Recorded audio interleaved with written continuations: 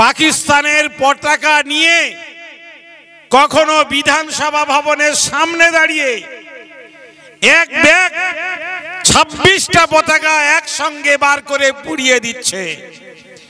আবার তাদেরই সাঙ্গপাঙ্গ বনগাঁ গোপালনগর থানার অধীনে একটি রেল স্টেশনের বাথরুমে গিয়ে সেখানে পাকিস্তানের পতাকা লাগিয়ে দিয়ে ভারতবর্ষ মুর্দাবাদ আর পাকিস্তান জিন্দাবাদ লাগিয়ে মুসলমান ছেলেদেরকে সমস্যায় ফেলার জন্য, মুসলমান এলাকাকে কলঙ্কিত করার জন্য তারা চেষ্টা করেনি, শুধু এলাকায় দাঙ্গা বাঁধানোরও চেষ্টা করেছে।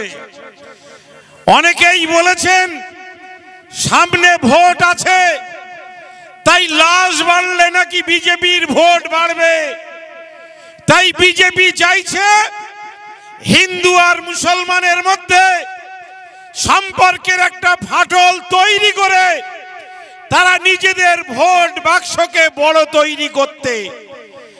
আমরা পরিষ্কার করে বক্তব্যের শুরুতে জানিয়ে দিতে চাই, এই ওয়াকফ আন্দোলন অনেকেই এটাকে দেখাতে চাইছে যে এটা হিন্দু ভাইদের বিরুদ্ধে আন্দোলন।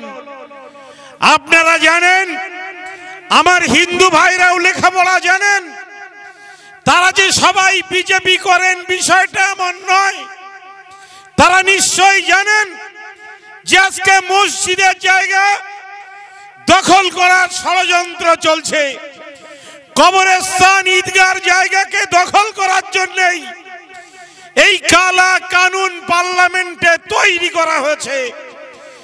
আমরা সেই মসজিদের সম্পত্তি, কবরস্থান ঈদগাহের সম্পত্তি, খানকার সম্পত্তিকে রক্ষা করার জন্য আমরা সরকারের কালা কানুনের বিরুদ্ধে গোটা দেশ জুড়ে মুসলমানরা সোচ্চার হয়েছে। আমি আমার হিন্দু ভাইদের কাছে জিজ্ঞাসা করতে চাই, যদি মন্দিরের সম্পত্তি দখল করার জন্য আইনসভায় আইন তৈরি হয়, যদি শ্মশানের সম্পত্তি, দেবত্ব সম্পত্তি দখল করার জন্য আইনসভায় আইন তৈরি হয়, তাহলে আপনারা সেই আইনের বিরোধিতা করবেন না সেই আইনের সমর্থন করবেন?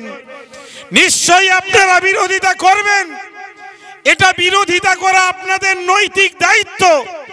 তাহলে আপনাদের মন্দিরের সম্পত্তি, আপনাদের শ্মশানের সম্পত্তি, আপনাদের দেবত্ব সম্পত্তি রক্ষা করার জন্য যদি আপনারা প্রতিবাদ করতে পারেন, তাহলে মুসলমানদের মসজিদের সম্পত্তি, মুসলমানদের মাদ্রাসা কবরস্থানের সম্পত্তি, মুসলমানদের ঈদগাহ খানকার সম্পত্তি, মুসলমানদের ওয়াকফ সম্পত্তি তা রক্ষা করার পরিবর্তে আত্মসাৎ করার জন্য যদি কেন্দ্রের সরকার কালা কানুন আইন তৈরি করে আর তার বিরুদ্ধে যদি মুসলমানরা আন্দোলন করে, তাহলে হিন্দু ভাইরা কেন মনে করবেন যে এটা তাদের বিরুদ্ধে আন্দোলন?